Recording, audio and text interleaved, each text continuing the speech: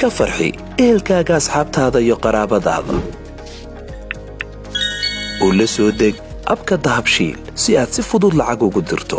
marka aad la soo degto applicationka dahabshiil ee aad lacag ka dirayso isticmaal koodhka khidmad la'aanta ee Tree Free oo kuu sahlaya in 3 jeer ee ugu horreeya ee aad lacag dirayso aan wax khidmad ah laga qaadin